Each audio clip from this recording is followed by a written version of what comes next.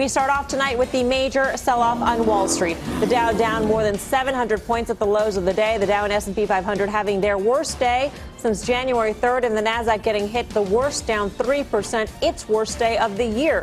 This as the trade war between the U.S. and China seems to be reaching a fever pitch. Eamon Javers is outside the White House with more on that story. Eamon, what's the latest? Yeah, Melissa, the president talked earlier today to some reporters in the Oval Office seeking to project some confidence.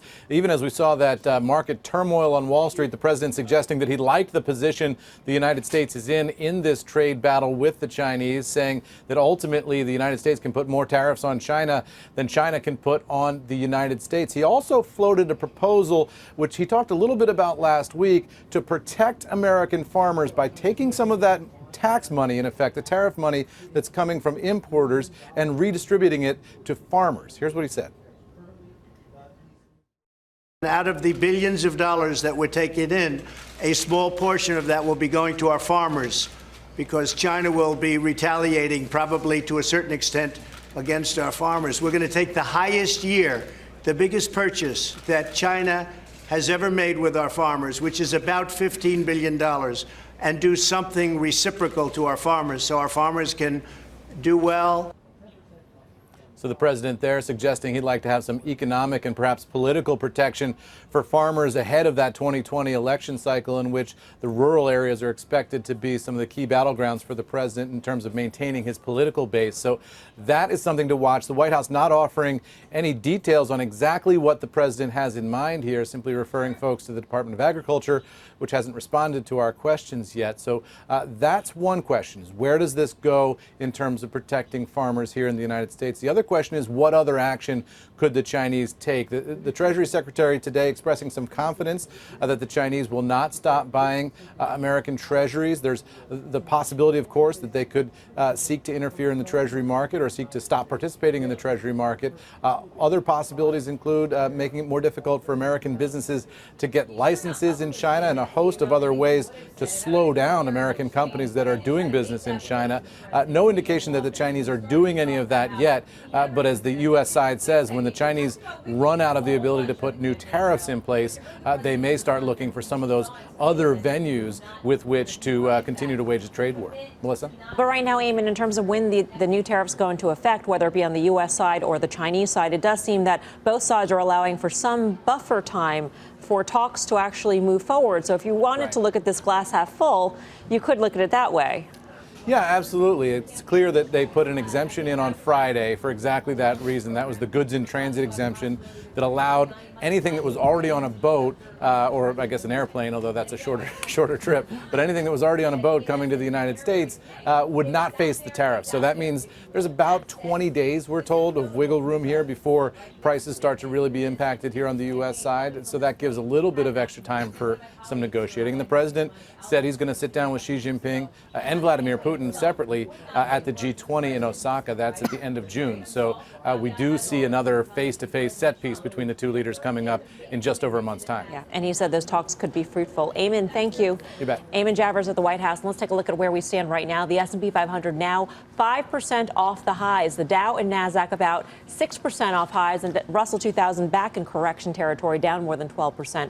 So is the trade war really to blame for all of the selling, or was the market primed for this pullback, Guy? Yeah, I'd say the latter. I think the market was primed for this pullback. With that said, I thought it's primed for this pullback probably for the last 2.5 or 3 weeks, but here we are now. So a couple things. The technicians and Carter Braxton Worth, it's a tremendous one. You know, you have a huge potential for a double top in the S&P. In other words, traded up there over September, 2940, traded all the way back down in December. We basically went right back and have failed. For technicians, that's a very bearish signal. I still think there's room to the downside. I think the VIX at 21 is still too cheap. And if you just do the math from the December 24th low to the recent high, a 50% correction, which is normal, gets you to about 2650 in the S&P, which in my world is about another 5.5% to the downside. So this was an excuse to sell. I believe it's listen, I didn't think, again, I'll say this again, I don't think the Chinese are at all incentivized to do a deal with us. I think we're getting strung out. I think we'll continue to get strung out for the rest of the summer.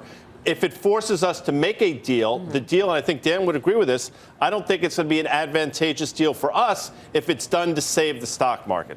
Well, the markets were clearly overbought coming in here. And you talked about the volatility index without getting too kind of wonky on volatility. What we do talk about on certain days is actually when the VIX is responding or when it's not responding. Seeing the VIX at 21, when you look at most of these indices at oversold levels we haven't seen since December 24th. And again, measured by a relative strength indicator, which measures how oversold we were. Look at the triple Qs. Look at the NASDAQ. Essentially, we're at the lowest 9-day RSI, 23, since the 24th of December. You can pick every major indice.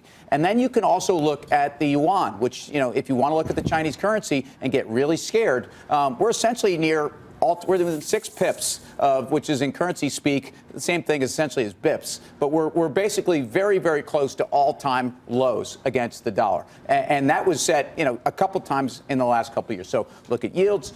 You had a market that I think, see, this is what's interesting, because bears can say now, hey, look, we told you this was coming, except for people were not talking about the trade war as a catalyst. They were talking about earnings, they were talking about the economy, and now I think you have a bunch of CEOs out there that have no need to go and do a lot of capex. Well, I think what's really interesting is so we had a very complacent market. Obviously, we were just grinding up, and I think there was a lot of investors who were just kind of discounting the potential for all this stuff to kind of come together, the sort of thing that we've been talking about. There was a lot of faith that a deal was going to happen because there was a lot of lip service for it. The fact that it hasn't happened, and I do agree with Guy, that if we were to get a deal to save the stock market before the G20 in late June, it's not going to be the sort of deal that I think the president is going to feel great about on the campaign trail in 2020. So it's the sort of deal that might get sold, meaning the market participants might sell it. And here's another thing. I said there's so much time spent, and I don't know. I heard Jim Cramer saying this morning that the president's people, they're looking at the Dow Jones Industrial Average. They're really focused on that. They're focused on the stock market. I really think if you're looking at who's winning or losing the trade war, and it is a trade war now, make no mistake about it, okay? If you're looking at it through the lens of the stock market, you're doing it wrong. Apple lost $50 billion today in market cap. That was equivalent to what the Shanghai Composite lost last night, okay, in that session, down 1%, if you're just doing some simple math. So if that's the way they're looking at it, then we have much greater potential to suffer in stock market terms. I just don't think that's the lens you should be looking at it through. So, I mean, you asked the question at the top of the show, is it trade or is it just time to sell off? Valuations are I think rich. a little bit of both. I mean, also, I think we did have that one transitory word, right? That seemed to have people a little bit nervous about the Fed. I really do still think the Fed is absolutely gone, that we're not going to see anything but something dovish from them. But so I think it is trade. I think the other thing, I mean, for me, I like earnings. I like fundamentals. We are 90% of the way through earnings season. So unfortunately, I like that, having earnings. We don't have that anymore. It's something tangible to see how companies are doing. And so now we just are sort of floating around waiting for some sort of big macro event. Clearly, this is a giant one, right? But Karen, does it make you nervous? You just mentioned earnings. On April 25th, Intel guided down. They specifically mentioned China. And what did they do last week when they had an analyst meeting in San Francisco? They guided down again. So I'm really nervous that you're going to start seeing pre-announcements as we get into, at some point, we have Cisco on Wednesday night. Don't think that their guidance is going to be one of the most important things that comes out this week. The other thing is that we're going to get retail earnings. Yeah. And that should be an interesting tell on how companies are feeling the tariffs. Because if there's any sector that's going to feel the tariffs, it's definitely going to be retailers. I mean, how much inventory could they have pulled forward to avoid the tariffs, which they have done? How much could they have pulled forward? How much could they have also begun to source from elsewhere, right? Yeah. That has been in the works for a while. So I know if I look at some, I own Target, but I look at Target, China is actually Target's biggest source. So that's going to be a problem. They also are going to have to try to gauge, all right, how much can we pass through? Can we pass through all? Or when do we start passing it through? That's going to be a little bit difficult. However, the valuations on retail stocks have come in a lot. And I do still think the consumer's in pretty good shape. The consumer is employed. Right? I think that those earnings could be, it's a lower bar now. I think sentiment for our market, Dan has touched on this. I would just say a little bit differently. At this point, we're still dealing with a trade war. The market's reaction, and when I hear let's reimburse farmers based upon some metric from, let's get John Cougar Mellencamp and do Farm Aid again, too. I mean, we're getting into a place where we've negotiated off of a basis that, look, everything we're trying to do with the Chinese makes a lot of sense. Tariffs make no sense. So we're getting to a place where you're already dug into a negotiation stance that's going to get worse and worse. And we talk about it all the time on the show as well. Can the Chinese wait this thing out? And if you read the press in China from the state newspaper, they're waiting for $300 billion to hit so that they can actually have a case where, as Peter Bookfar wrote about this morning, who we listen to a lot, you'll have that first pivot where they can actually say, you know what, that's fine. At this point, let's go with the stalemate because this is really where we wanted to be and we can outweight them. Yeah. So this is what you want to know. This is what people at home want to know at this point.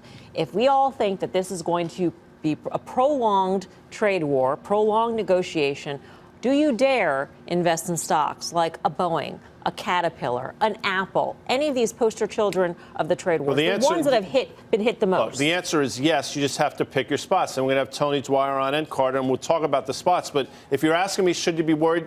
To a certain extent, yes, because I think the rhetoric has been driven up now, and neither side wants to back down, which is fine. But worried is one thing, panicked is another. I would say this. You're going to know that a bottom for the short term is in, and you're going to see it because we've seen it before on a day where the market flushes to the downside, has a bit of a recovery, and that volatility index that Tim spoke about, which should be up, is actually down. So if you see a day where the market plummets, comes back, and you see a low volatility index, which you haven't seen yet, that's the day that in the short term, at least, I think we put in a bottom. Yeah, I'll just mention two names that you just talked about. I always thought that Apple was going to be the last battle fought in this trade war, meaning because it's so important to both sides. They employ 1 million people to put together our iPhones and and obviously our Macs and that sort of thing. So it's important to the Chinese, but it's also obviously very important to us. It's one of the largest market cap companies in the world with $250 billion in revenues. And then the other one is Boeing. I mean, this is one that, it shockingly was starting to be talked about in early 2018 with this, and then it just kind of went by the wayside, and it just kept on going up every other day until they had their main issues. But it was very interesting that the state newspaper today specifically cited Boeing, and that's one that they know that they can really delay major purchases. With Apple, it's a little different. I think if you were loving Apple at 200 when they printed just a few weeks ago, and you think that most of the China stuff that they started the year out have kind of been allayed, you're probably hitting an equilibrium somewhere in the 175 area, in my opinion. The two things that are really interesting about Boeing and Apple are these unintended consequences, or the things Boeing's safety issues really, they didn't need them in the context of everyone pushing Boeing around anyway, just as a trade war stock. And now, obviously, China is absolutely competing with Airbus and Boeing. And guess who else the Chinese are competing with? They're competing with Apple. And guess what else is going on? Huawei. I mean, we've got major issues with this country based upon how we are looking to extradite essentially the daughter of Steve Jobs equivalent. So, I mean, think about all this. And these are not part of the trade war plot, yet now they're even thrown on top of that.